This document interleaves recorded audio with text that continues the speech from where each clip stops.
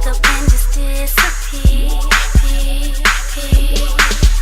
I don't care where we go, just as long as the party keeps jumping, jumping, jumping. Either you're right.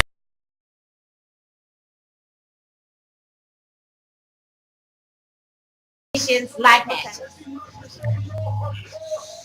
Ooh, high sugar. Sometimes, my body tells me to sit it down, and I sit it down. So it'll be a good day for me to finish some of my little stories that y'all requested to see. Okay. Well, one day I was out and about at a little club scene, and I met this guy, and he seemed really nice. He sent me a drink, and he seemed a little loud and maybe a little obnoxious, but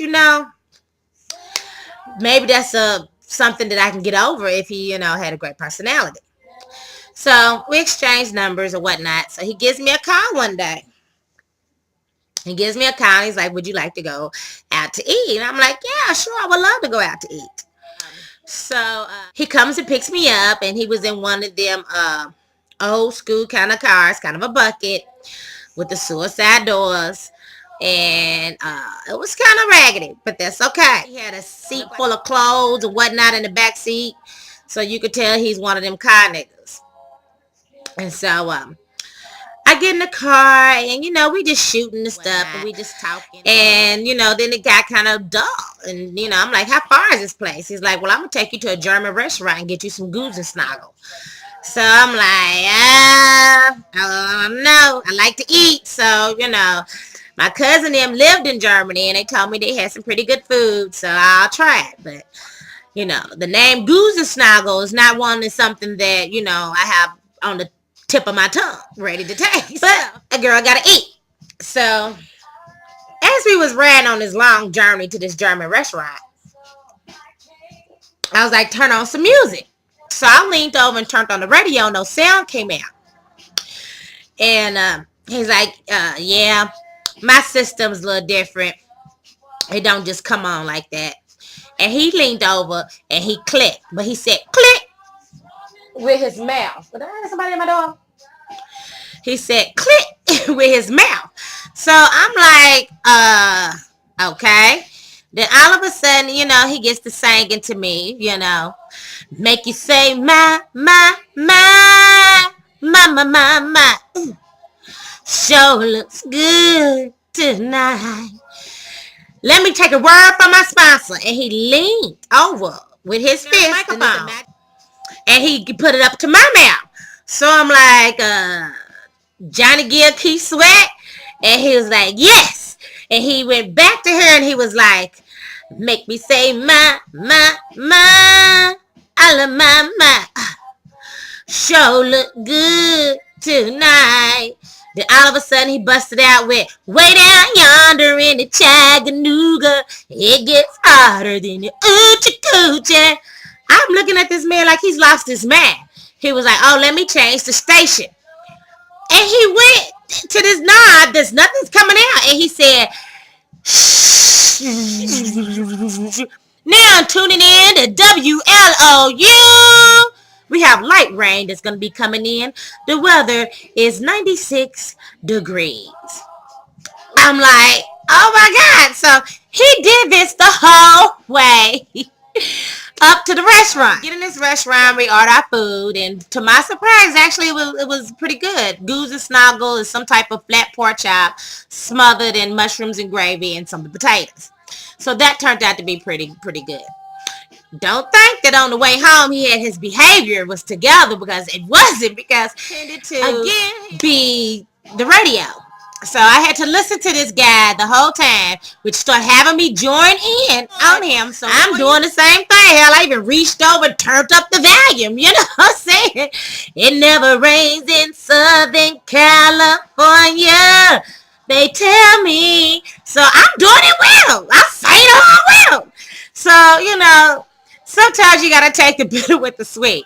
So as we did this radio thing all the way home, I was glad to be home.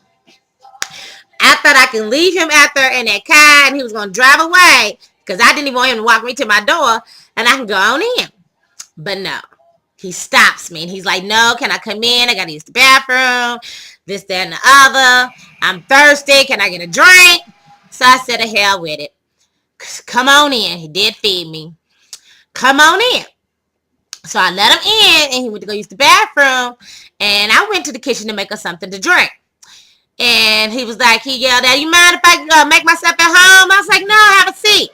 And I'm in the kitchen getting our drinks and all that stuff. And I'm getting us something to drink and I got this tray, right? So I take my little tray and I proceeded to go into the living room to bring him some juice and stuff.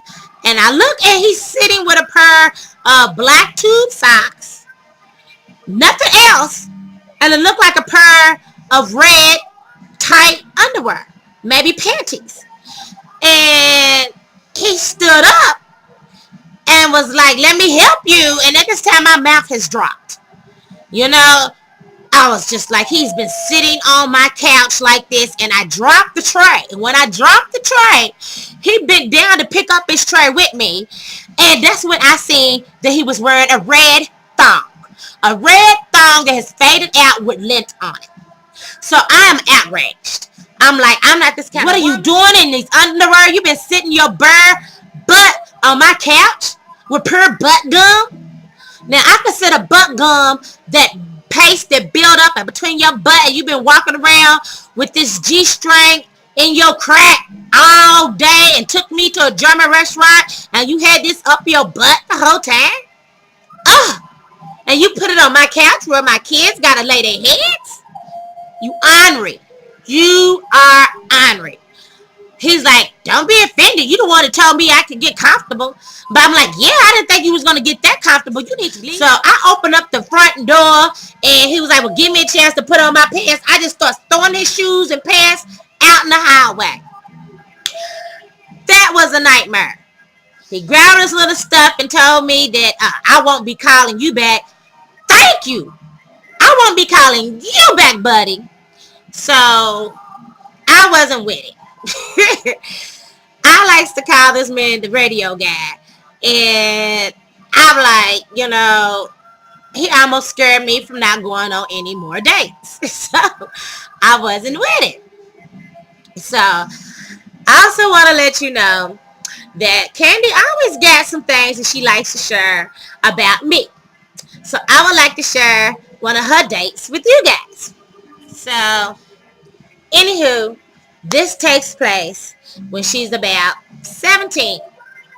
And she's over to my house and, you know, I had introduced her to this really young boy that worked in the mall. Seemed really sweet. And Luke was into the music and Candy was trying to do her music thing. And she was over here visiting. So I said, he'll be a nice guy to take her out. It's really nice. And we get the phone call that he's out front.